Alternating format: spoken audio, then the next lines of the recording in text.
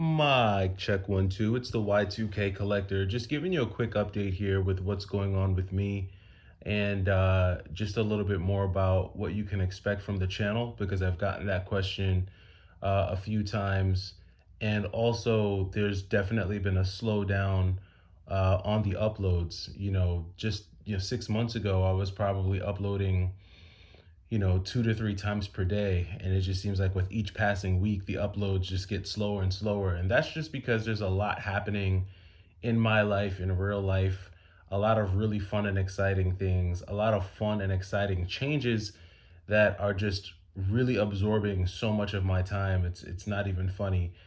Hopefully I'll be able to break it all down and explain it to you all in future videos, but I just wanted to kind of give my take on just the hobby of video games, gaming, what it means for me right now, and then obviously the future of the channel. So just starting off with just video games in general. If you look at YouTube, you'll get the sense that video games in general are just not in a good place.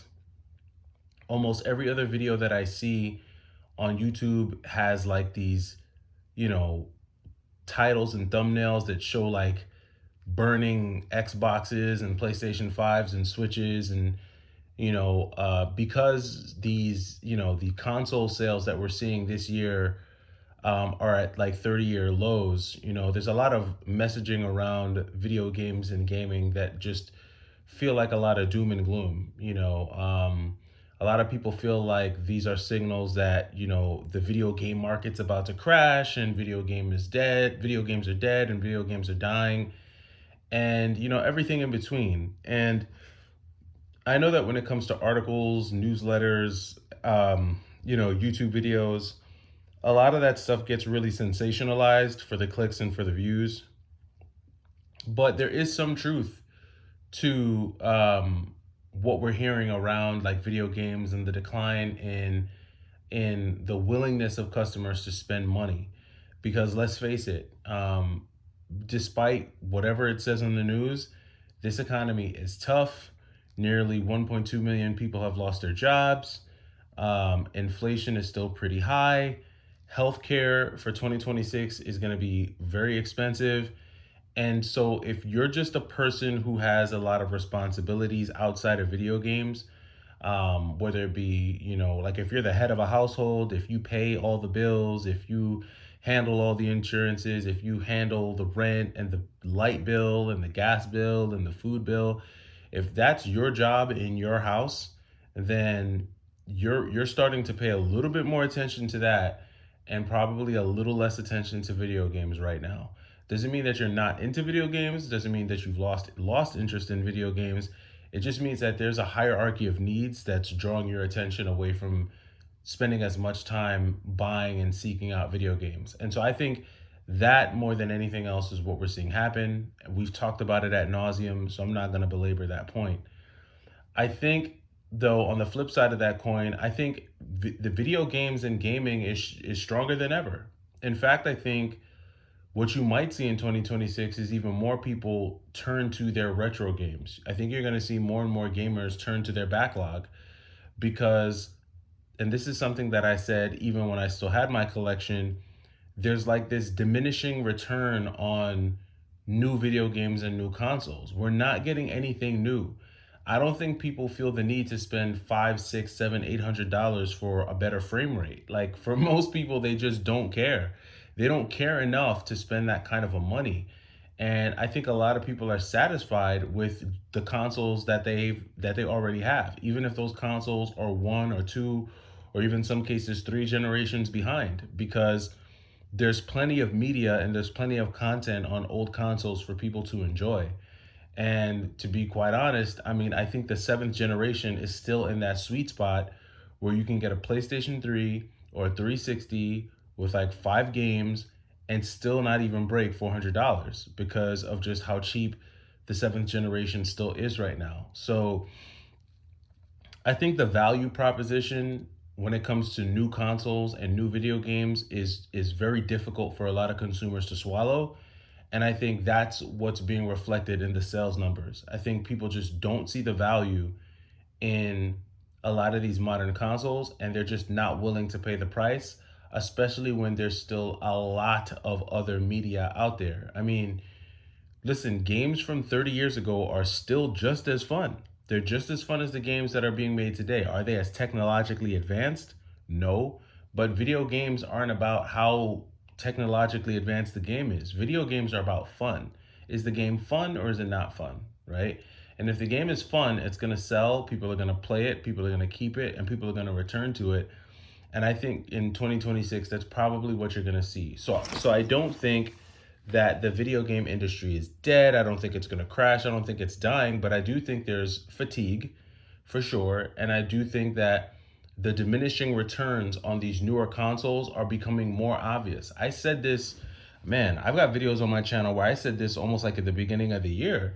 I was like, dude, it's going to get to a point where people aren't going to see the value in it. And here we are. The chickens have come home to roost, and now we're at 30-year lows for console sales. Like, we all could have saw this coming. So I don't, to me, I'm not shocked at all.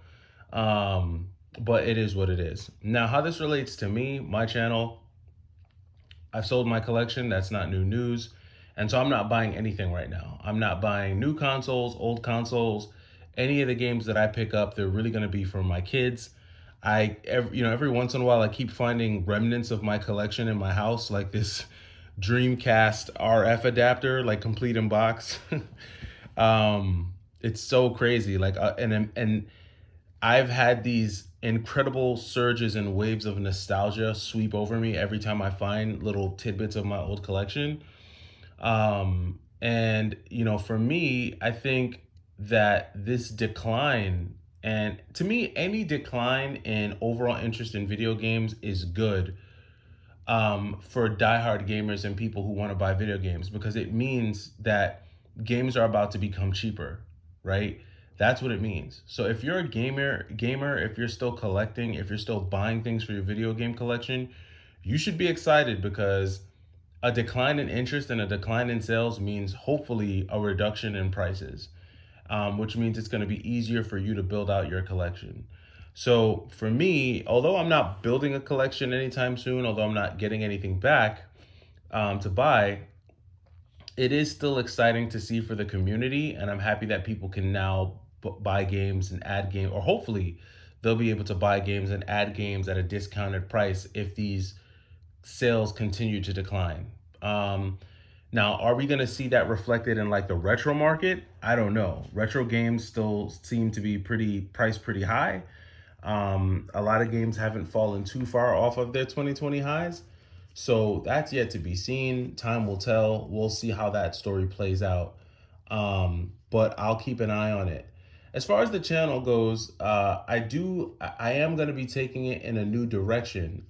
Just waiting for a few dominoes to drop before I kind of really just share with you guys what's happening and give you a little bit more detail about what you can expect from me. A lot of things are in the pot cooking right now. And it's going to be very cool if and when this all pans out. I'll be excited to share it with you guys, for sure. So definitely more to come with the channel. One of the things I can say is, like I said, the channel is going to be about more than just video games. It's really going to just talk about like more real life stuff. I'm going to try to get a little bit more cinematic with certain videos. I'm really rediscovering my content style, because I don't think this format is going to work for the things that I plan to talk about and do in the future. So I'm really in the process of trying to figure out what my creative style is going to be, what my content flow is going to be, what my content style is going to be. And for those of you who have been with me for the last 5 years, hopefully you stick around and you enjoy it. The channel is not growing, it's shrinking, and that's okay. That's okay. A lot of people who followed me for a specific thing, and they're not getting that thing. And, they're like, man, this guy's not giving me what I want anymore. I'm out of here. That's okay. I think the shrinking or the shrinkage pause of the channel is good. It's a good thing, because it means that, like anything, like if a caterpillar turns to a butterfly, it has to shed, right?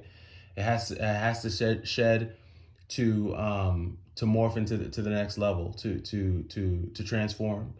And so that's the phase that we're in with the channel. So, and I'm not really worried about that. What I've noticed on YouTube especially is that you'll have channels who have 300,000 subscribers that do 50 50 to 100 views per video, and then you'll have some channels that have maybe 3,000 subscribers and they'll do 10,000 views per video. YouTube, I don't think YouTube is structured the way it was before, and I don't think like we can use the same metrics that we've used in the past to determine success.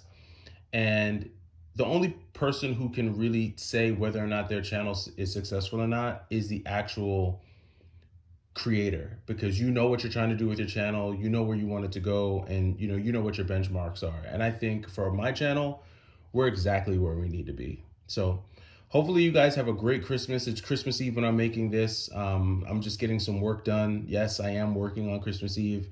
Um, Working on my own projects, working on my own stuff, not working for like a corporation. I'm doing my own work at home.